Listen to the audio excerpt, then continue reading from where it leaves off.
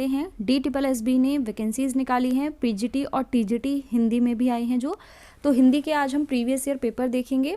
ये पेपर जो है आप देख सकते हैं अपनी स्क्रीन पर, 3 जुलाई का है, शिफ्ट 1 का है और ये फीमेल वाला पेपर है PGT हिंदी का। इसके आज जो हम 200 क्वेश्चन हिंदी के हैं वो देखेंगे, तो आप तैयार रहें। इसके देखिए सिलेबस को लेके बड़ी ही असमंजस रहती हैं क्योंकि DSSB जो है वो सिलेबस रिलीज़ नहीं करता है। तो अगर हम इसके सिलेबस की बात करें तो जो ये पेपर हम देखने वाले हैं इसके अकॉर्डिंग अगर हम देखें तो क्वेश्चन जो आए हैं आपके, वो आए हैं आपके व्याकरण से, पत्र पत्रिका से, भाषा से, पाश्चात्य लेखकों से और हिंदी साहित्य से। अगर हम व्याकरण की बात करें तो व्याकरण से लगभग आपके 67 to 70 प्रश्न इसमें रहते हैं। पत्र पत्रिकाओं से आपके लगभग 8 प्रश्न रहते हैं, भाषा से भी आपके 8 प्रश्न रहते हैं और पाश्चात्य काव्य शास्त्र और लेखक से आपके 8 से 9 प्रश्न रहते हैं और हिंदी साहित्य से लगभग आपके 85 से 86 प्रश्न रहते हैं। तो टोटल आपके हो जाते हैं ये 180 प्रश्न। ये 180 प्रश्न वो प्रश्न हैं जो आपके 200 प्रश्न आते हैं, उसमें से 180 तो आपके हिंदी के हो गए, प्लस इसमें जो 20 आते हैं वो आपके आते हैं CDP से रिलेटेड। तो ये आपके हो जाते हैं 200 प्रश्न। इसके अलावा 20 आपके आएंगे जर्नल हिंदी में, 20 आपके आएंगे सामान्य हिंदी में। तो आपके टोटल इस तरह से 200 प्रश्न केवल हिंदी से हो जाते हैं, जो फर्स्ट पार्ट में हो जाते हैं 20 और सेकंड पार्ट में हो जाते हैं 180। तो कुल प्रश्न आपके 200 होते हैं जो आपके हिंदी से आएंगे। इस तरह अगर व्याकरण देखें तो जो इस जनरल हिंदी में 20 आते हैं व्याकरण के प्रश्न होते हैं मुख्यतः, तो इसमें व्याकरण के लगभग फिर इनमें 20 मिलाएंगे तो लगभग हो जाते हैं 90। इस 90 में भी आपके मतलब जो ओवरऑल व्याकरण है इस सब में आपके लगभग 3 आपके आते हैं इसमें गद्यांश और पद्यांश, जिसमें आपका 5-5 नंबर के रहते हैं, तो 15 नंबर के यही हो जाते हैं। बाकी आपकी जो बची वो ग्रामर और बाकी का पोर्शन आप देख ही रहे हैं। तो इसी के अकॉर्डिंग आप अपनी तैयारी रखें। अब हम प्रीवियस ईयर पेपर पर नज़र डाल लेते हैं जिससे कि आपको आइडिया हो जाए कि किस तरह के प्रश्न ये यहाँ बनते हैं। तो पहले हम सामान्य हिंदी के जो 20 प्रश्न आते हैं पहले पार्ट में उनको देख लेते हैं। उसके बाद हम जो मेन मुख्य विषय रहता है हमारा हिंदी का उसके क्वेश्चंस देखेंगे। तो इसके 20 क्वेश्चन आपके आते हैं, तो इन 20 प्रश्नों को हम देखते हैं। निम्न विकल्पों में से उस विकल्प का चयन करें जो दिए गए संधि विच्छेद शब्द के लिए सही संधि का विकल्प है। तो इसका हो जाएगा आपका अधः जमा गति का अधोगति। अगले प्रश्न को हम देखते हैं। दिए गए संधि शब्द के लिए सही संधि विच्छेद का विकल्प है। लोकेशना का सही संधि विच्छेद क्या होगा? लोक धन एशना। समानार्थी शब्द इसमें जो नहीं है वो पूछा है। तारा का जो समानार्थी शब्द नहीं है, नक्षत्र तारा का समानार्थी है, उडू है, नवरथ है, पात जो है वो तारा का समानार्थी शब्द नहीं है। तो आप देख सकते हैं इसमें 2 संधि के प्रश्न थे, एक समानार्थी आया। अभी हम देखते हैं इसमें निश्चयवाचक सर्वनाम का सबसे अच्छा विकल्प पूछा है। शर्मा जी का घर यह नहीं वह है, ये आपका निश्चयवाचक सर्वनाम हो गया है। अगला प्रश्न हम देखें, इसमें उत्पल और उपल के लिए सही अर्थ पूछा है। तो उत्पल का अर्थ होगा कमल और उपल का अर्थ होगा पत्थर। तो सही विकल्प आपका 3 हो जाएगा। उसके बाद आपका आता है वाक्यांश के लिए एक शब्द की अगर हम बात करें, जो न्याय को अच्छी प्रकार से जानता है तो उसको हम क्या कहेंगे? न्यायिक। तो इसको ध्यान रखेंगे आप। उसके बाद आपका अगला प्रश्न है विलोम शब्द से संबंधित। सुबोध का विलोम पूछा है, आज हो जाएगा आपका दुर्बोध। उसके बाद आपका है प्रधानमंत्री ने लाल किले पर झंडा फहराया। इसको पूरा करेंगे, फहराया होगा क्योंकि प्रधानमंत्री ने लाल किले पर झंडा फहराएंगे, लगाया, फहरवाएंगे, ये नहीं होकर फहराया ज़्यादा सुटेबल शब्द होगा इसके लिए। उसके बाद आगे हम बात करें, वाक्य भेद बताना है। वह एक छोटा सा गांव था जिसके चारों ओर जंगल था। तो ये आपका मिश्र वाक्य है। उसके बाद अगले प्रश्न की अगर हम बात करें तो ये आपका हो जाएगा दिए गए पक्ष के लिए भेद का सबसे अच्छा विकल्प है। तो ये अभ्यास घोतक रहेगा आपका। राम को जब देखो सोता रहता है, तो ये किसका है? आपका अभ्यास घोतक है। उसके बाद वृत्ति का भेद देखना है। पृथ्वी गोल है तो इसमें आपकी जो वृत्ति रहेगी वो हो जाएगी विध्यर्थ। इसमें आपकी विध्यर्थ व्यक्ति हो जाएगी क्योंकि इसमें संभावना कोई नहीं है, संदेह भी कोई नहीं है, संकेत भी कोई नहीं, सीधा सीधा विधिवाचक शब्द हो जाएगा। तो विधिवाचक वाक्य हो जाएगा जिसमें पृथ्वी गोल है, हम सीधे सीधी बात बता रहे हैं, यूनिवर्सल फैक्ट से रिलेटेड बात है ये। उसके बाद आपको इसमें लोकोक्ति का सही अर्थ बताना है। नौ नगद न तेहरा उधार, जो चीज़ मिल जाए वही अच्छी है, इसका सही ऑप्शन नंबर 2 हो जाएगा। उसके बाद मुहावरा पूछा है एक, आप देख सकते हैं इसमें सभी पोर्शन हैं लगभग, जिसमें से एक एक दो दो प्रश्न किए जा रहे हैं। तो व्याकरण के जो इसमें टॉपिक है आप उनको ध्यान में रखकर ही अपनी तैयारी करें। अगर आप चाहते हैं कि व्याकरण पे मैं एक अलग से वीडियो बना के दूं कि किस पोर्शन से कितने प्रश्न इसमें पूछे गए हैं, तो उसके लिए कमेंट करके ज़रूर बताएं। मुहावरा है इसमें सब्ज बाग दिखाना, ललचाने वाली बातें करना, तो इसका सही अर्थ रहेगा 1।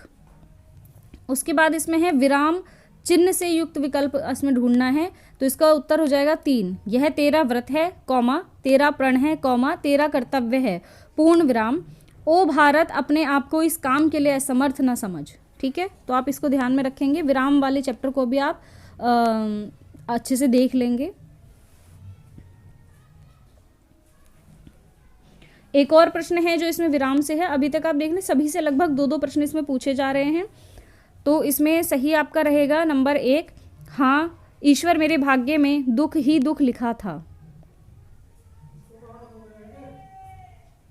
चलिए इसमें अगले प्रश्न की तरफ बढ़ते हैं। अब देखिए ये आपका गद्यांश है। गद्यांश से आपके 5 प्रश्न हैं। 15 प्रश्न आपके जो रहे वो रहे आपके व्याकरण से, 5 प्रश्न रहेंगे आपके गद्यांश से। ऐसे ही आपका जो मुख्य विषय रहेगा उसमें आपके 2 आएंगे, एक गद्यांश रहेगा 5 नंबर का और एक पद्यांश रहेगा 5 नंबर का। तो 10 नंबर के वो हो जाएंगे और 5 के टोटल आपके 15 नंबर के गद्यांश और पद्यांश से प्रश्न आ जाते हैं। अगर आप इसको देखना चाहें तो देख सकते हैं। गद्यांश और पद्यांश भी बहुत ज़्यादा टफ नहीं आते हैं। एक बार इसको ध्यान से हम देख लेते हैं। हंसी भीतर आनंद का बाहरी चिन्ह है, जीवन की सबसे प्यारी और उत्तम से उत्तम वस्तु है हंसी। पुराने लोग कह गए हैं हंसो और पेट फुलाओ, जितना भी अधिक आनंद से हंसोगे उतनी ही आयु बढ़ेगी। एक यूनानी विद्वान कहते हैं कि सदा अपने कार्य को सीखने वाला हेराक्लिटस बहुत कम जिया, पर प्रसन्न मन डेमाक्रिप्स 109 वर्ष तक जिया। हंसी खुशी का नाम जीवन है, जो रोते हैं उनका जीवन व्यर्थ है। कवि कहता है जिंदगी जिंदा दिली का नाम है, मुर्दा दिल क्या खाक जिया करते हैं। हंसी शरीर और मन दोनों को प्रसन्न रखती है। हंसी पाचन शक्ति और रक्त को बढ़ाती है, साथ ही अधिक पसीना लाती है। हंसी एक शक्तिशाली दवा है जो स्वभाव को अच्छा करती है और बुद्धि को निर्मल करती है। तो आप देख सकते हैं बहुत ज़्यादा टफ इसमें आपसे नहीं पूछे गए हैं, बहुत सरल और साधारण सा ही आपका जो है गद्यांश है।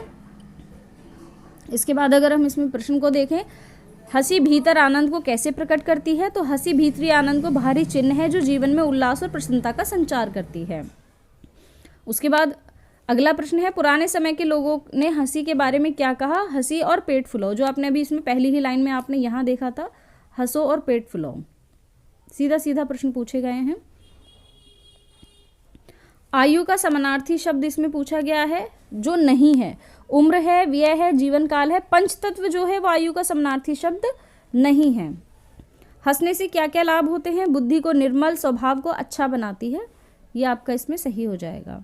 इस गद्यांश का उचित शीर्षक, देखिए ये 4 प्रश्न आप आराम से कर लेते हैं। थोड़ा अगर आप उलझ सकते हैं तो वो इस प्रश्न में उलझ सकते हैं कि इसका शीर्षक क्या हो सकता है।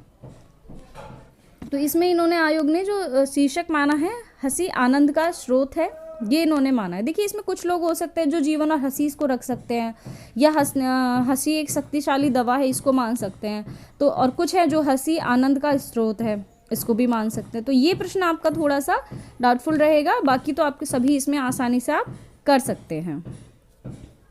चलिए, तो ये थे आपके 20 प्रश्न जो आपके सामान्य हिंदी से थे। अब हम इसमें देखेंगे जो आपका मुख्य विषय है उससे जो आपके प्रश्न रहेंगे उनको हम देखेंगे।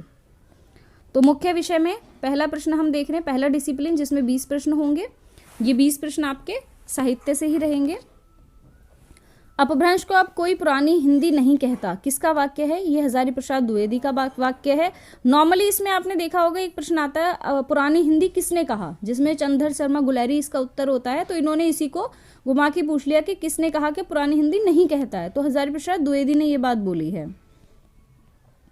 उसके बाद बात करें हम एक ग्रंथ के रूप में डॉक्टर नगेंद्र ने हिंदी साहित्य की प्रथम रचना कौन सी मानी है? तो डॉक्टर नगेंद्र ने श्रावकाचार को माना है हिंदी साहित्य की प्रथम रचना।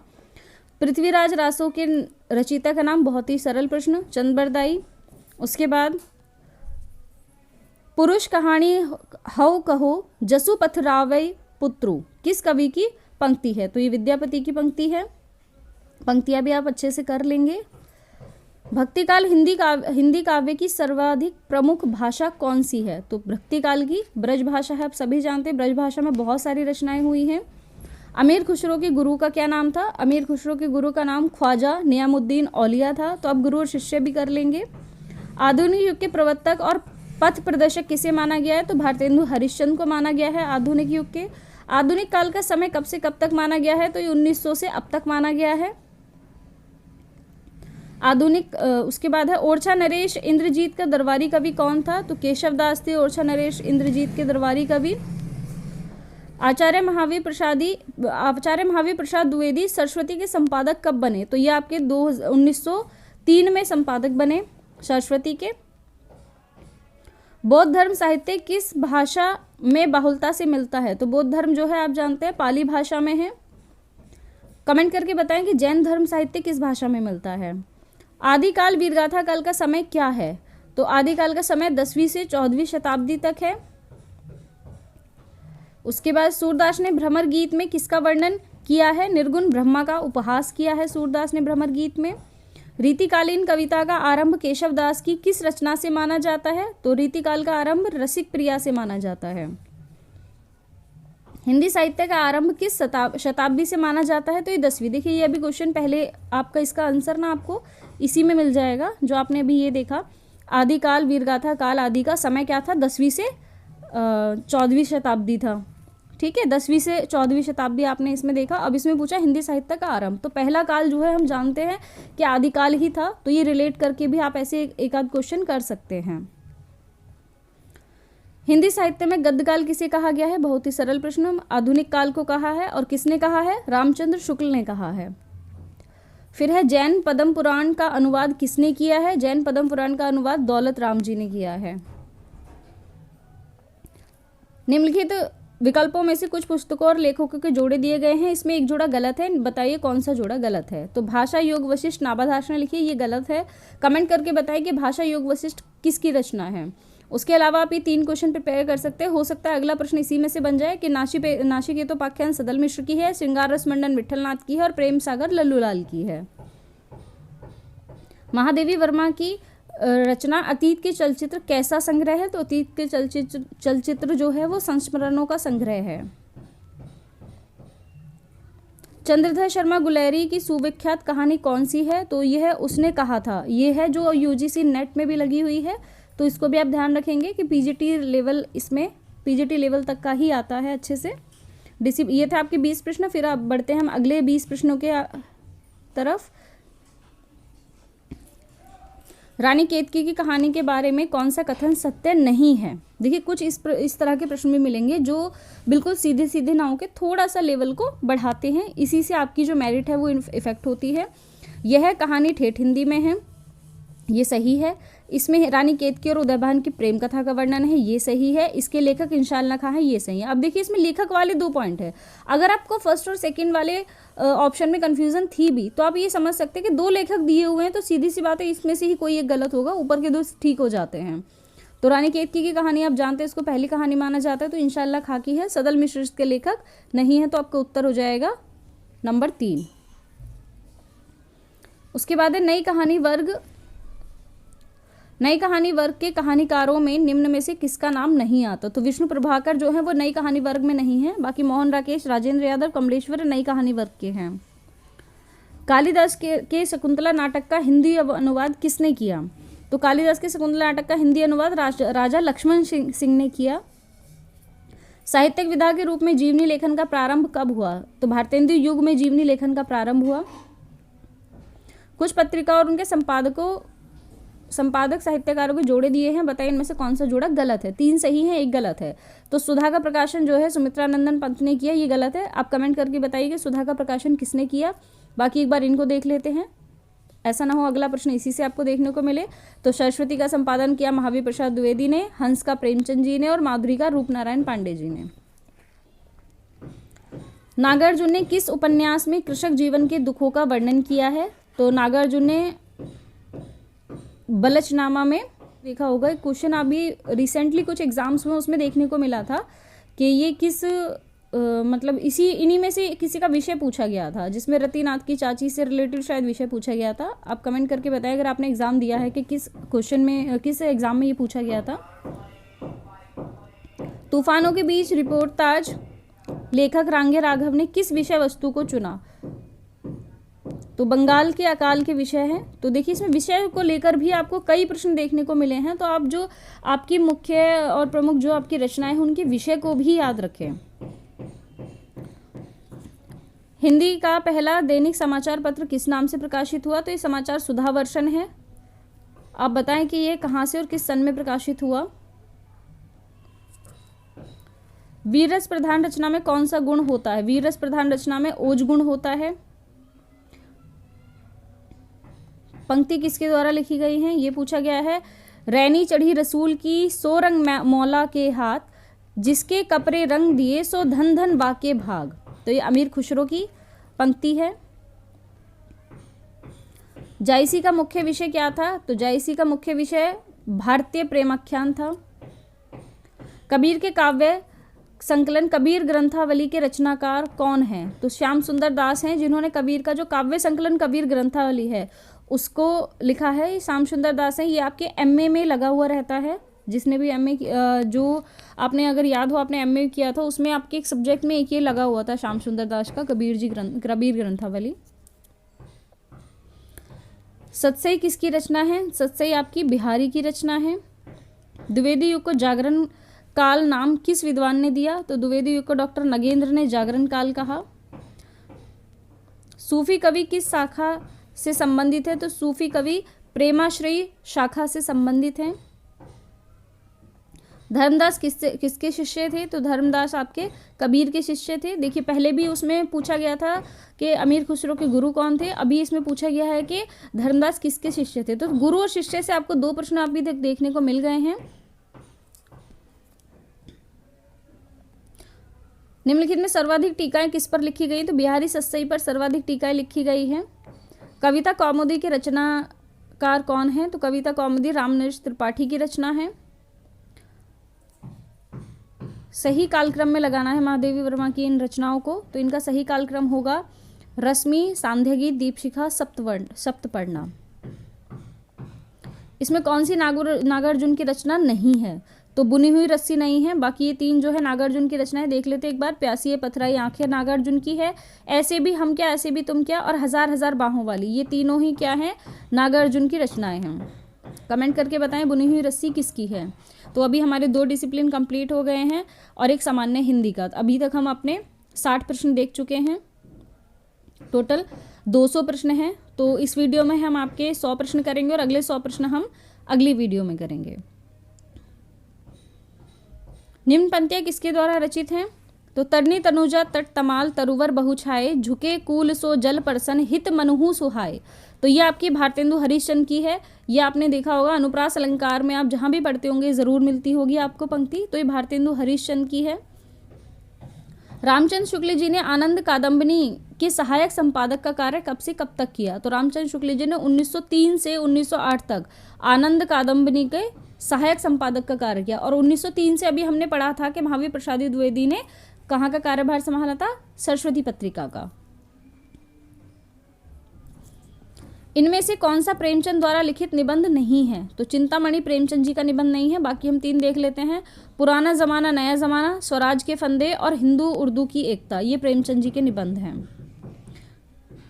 यदि भारत के इतिहास का सही मूल्यांकन करना है तो हमें अपने प्राचीन ग्रंथों का अध्ययन करना होगा। यह किसका कथन है? ये रामविलास शर्मा का कथन है कि यदि भारत का सही मूल्यांकन करना है तो हमें अपने प्राचीन ग्रंथों का अध्ययन करना होगा। ये रामविलास शर्मा का कथन है। नीलू, नीलिमा, नीलोफर किसके द्वारा लिखित उपन्यास है? तो ये भीष्म साहनी द्वारा लिखित उपन्यास है। एक साहित्यिक की डायरी के लेखक कौन है? मुक्तिबोध हैं। ये बहुत ही फेमस रचनाएं हैं इनकी। आप देख रहे हैं जो रचनाएं पूछी गई वो बहुत उथली पूछी गई हैं, बहुत ज़्यादा डीप जाकर नहीं पूछ रहे हैं। हजारी प्रसाद द्विवेदी को साहित्य एवं शिक्षा के क्षेत्र में कब पद्म विभूषण पुरस्कार से सम्मानित किया गया? तो 1957 में किया गया था हजारी प्रसाद द्विवेदी को। कोठरी की बात कहानी संग्रह के रचयिता कौन है? तो कोठरी की बात के हैं अज्ञे। इसको आप ऐसे भी याद कर सकते हैं कि कोठरी की बात, कोठरी में क्या बात हो रही है? तो अज्ञे, नहीं पता है क्या बात हो रही है, तो इस ट्रिक से भी आप इसको याद रख सकते हैं। रजत शिखर और शिल्पी किसके द्वारा लिखित रचना है? तो ये पंत द्वारा लिखित है। रजत शिखर और शिल्पी पंत की रचनाएं हैं। धर्मवीर भारती द्वारा रचित सुप्रसिद्ध नाटक है अंधा युग। अब देखिए ये जो बाकी रचनाएं हैं, सूरज का सातवां घोड़ा, गुनाहों का देवता, ये भी धर्मवीर भारती के हैं, लेकिन उन्होंने पूछा है सुप्रसिद्ध नाटक, तो आपका अंधा युग इसका सही उत्तर हो जाएगा। भारतेंदु के समय में राजकाज और संभ्रांत वर्ग की भाषा क्या थी? तो फारसी भाषा थी। अब देखिए भारतेंदु के समय की अगर उन्होंने बात करी तो भारतेंदु का जन्म आप सभी जानते हैं 1850 ईस्वी में हुआ था और 1885 ईस्वी तक वो जीवित रहे। तो इसी युग की बात इन्होंने की है, इसी समय की बात की है कि उस टाइम जो राजकाज की भाषा थी वो क्या थी? फारसी थी। माफ कीजिएगा मेरा पेन ठीक से वर्क नहीं कर रहा है। अनाम दास का पोथा किसके द्वारा लिखित उपन्यास है? तो अनाम दास का पोथा आपका द्विवेदी जी की महत्वपूर्ण रचना है। निम्नलिखित में कौन सा ग्रंथ खंड काव्य है? तो इसमें अभिमन्यु वध खंड काव्य है। आप देख सकते हैं इसमें विधा से संबंधित भी आपसे प्रश्न पूछ लिया गया है, तो एक बार जो मुख्य रचनाएं हैं उनकी विधा पर भी ध्यान दें। इसमें जैसे प्रिय प्रवास आपका क्या है? महाकाव्य है। पद्मावत भी, और आपका पृथ्वीराज रासु है। प्रिय प्रवास आपका खड़ी बोली का प्रथम महाकाव्य है।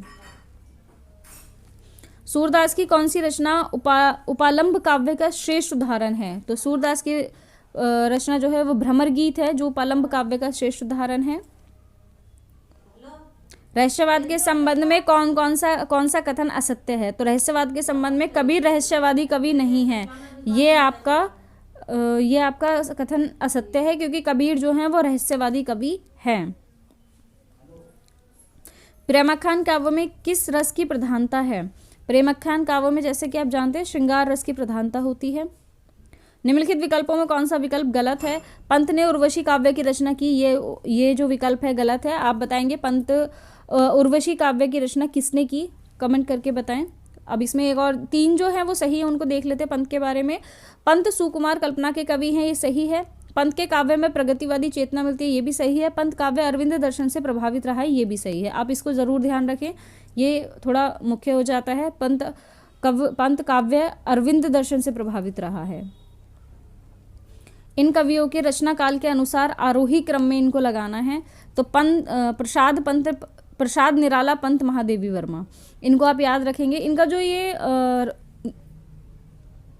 क्रम है इसको आप ऐसे ही याद रख लेंगे, क्योंकि जब आप इन चारों को पढ़ते हैं तो इसी क्रम में इनको पढ़ना होता है। प्रसाद निराला पंत वर्मा, इस तरह से आप इनको याद रख सकते हैं। लाल टीन की छत, ये उपन्यास है निर्मल वर्मा का। जयशंकर प्रसाद की कहानियों की संख्या कितनी है? तो जयशंकर प्रसाद की कहानियों की संख्या 70 है। देखिए इन्होंने भी अच्छी खासी संख्या में कहानियाँ लिखी हैं। उसके बाद इनसे पहले जो नंबर आता है वो आता है प्रेमचंद जी का, जो कहानियों के लिए सुप्रसिद्ध है, अपने उपन्यासों के लिए भी बहुत चर्चित रहे हैं। तो अब हम बढ़ते हैं डिसिप्लिन 4 की तरफ। 20 प्रश्न और देख लेते हैं। टोटल हमने 80 प्रश्न देख लिए हैं।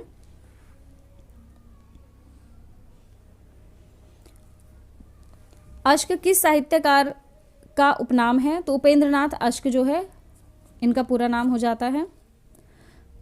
प्रेमचंद की आत्माराम कहानी में आत्माराम कौन है? तो आत्माराम जो है इनका तोता है। देखिए कहानी से अंदर से प्रश्न पूछा गया है, तो इनकी फेमस चीज़ें आपको अंदर से भी देखनी होंगी। वैद्यनाथ मिश्र किस लेखक व कवि का मूल नाम है? तो वैद्यनाथ मिश्र आपने नागार्जुन पढ़े होंगे अपने एमए में, तो उनका मूल नाम है। निराला आप किसको अपना आध्यात्मिक गुरु मानते थे? तो निराला विवेकानंद जी को अपना आध्यात्मिक गुरु मानते थे। देखिए गुरु और शिष्य से आपको ये तीसरा प्रश्न देखने को मिला है यहाँ पर। निम्नलिखित प्रश्नों में 4 विकल्पों में से उस विकल्प का चयन करें जो दिए गए शब्द का पर्यायवाची शब्द नहीं है। तो इसमें प्रवाद शब्द का पर्यायवाची प्रतिहार नहीं है, प्रवाद का अफवाह है, किंवदंती है, जनुश्रुति है, प्रतिहार ही नहीं होता। निम्नलिखित प्रश्न में 4 विकल्पों में से उस विकल्प का चयन करें जो दिए गए शब्द का विलोम शब्द है। तो समष्टि का व्यष्टि विलोम शब्द है। ये समष्टि व्यष्टि आपको बहुत सारे एग्जाम्स में देखने को मिला है। निम्नलिखित प्रश्न में 4 विकल्पों में से उस विकल्प का चयन करें जो दिए गए एकार्थक शब्द का सही विकल्प है। तो आसक्ति के लिए सही विकल्प होगा गहरी चाह। जब होता है ना किसी में आसक्ति हो जाती है तो उसको गहरी चाह ही बोला जाएगा। 4 विकल्प दिए गए हैं, उसमें से चयन करें जो दिए गए अनेकार्थी शब्द का सही विकल्प नहीं है। तो उत्सर्ग का त्याग हो सकता है, समाप्ति हो सकता है, न्यौछावर हो सकता है, विकल नहीं है। अब देख सकते हैं आप इस डिसिप्लिन में आपको ज्यादातर व्याकरण के ही प्रश्न देखने को मिल रहे हैं। उपसर्ग से बने एक शब्द सही विकल्प नहीं है, उपसर्ग से बना शब्द नहीं है वो देखना है इसमें। तो इसमें बावजूद है, दरकार है, उदर है, पियक्कड़ नहीं है।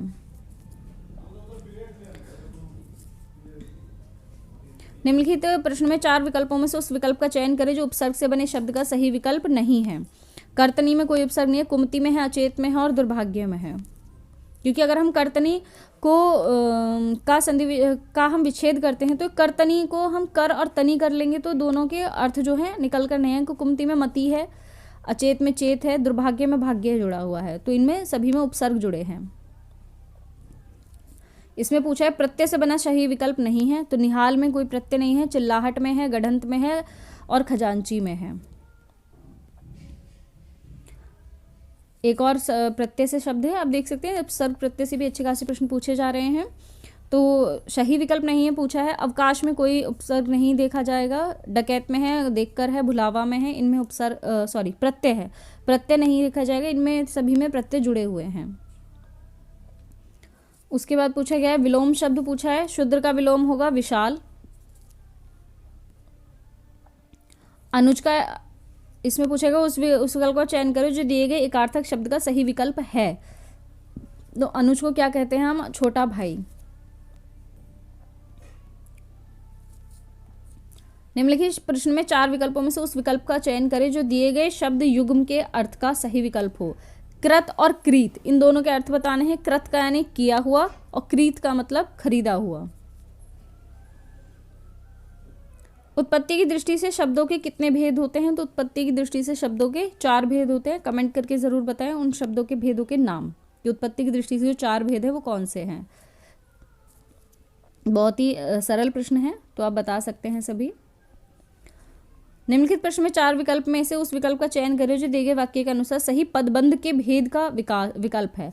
तो वह बहुत धीरे धीरे चलता है, तो ये आपका क्रिया विशेषण पदबंध है। निम्नलिखित प्रश्नों में से उस 4 विकल्प में से उस विकल्प का चयन करें जो दिए गए वाक्य के अनुसार सर्वनाम के भेद का सही विकल्प है। सर्वनाम देखना है इसमें। खाने के स्वाद में कुछ कमी है, तो अनिश्चितवाचक सर्वनाम है क्योंकि बताया नहीं क्या कमी है, सिर्फ इतना बताया कुछ कमी है। हिंदी में पद के कितने भेद या प्रकार होते हैं? हिंदी में पद के 5 भेद होते हैं। उस विकल्प का चयन करें जो दिए गए वाक्य के अनुसार क्रिया के भेद का सही विकल्प है।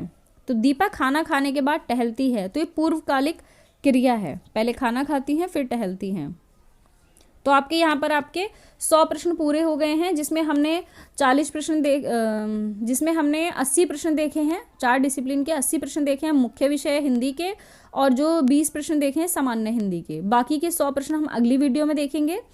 तो आप इस चीज़ को ध्यान रखें और अपने पैटर्न को ज़रूर ध्यान रखें जो मैंने आपको बताया है, क्योंकि इसी से रिलेटेड आपके प्रश्न आएंगे। तो चलिए मिलते हैं अगली वीडियो में।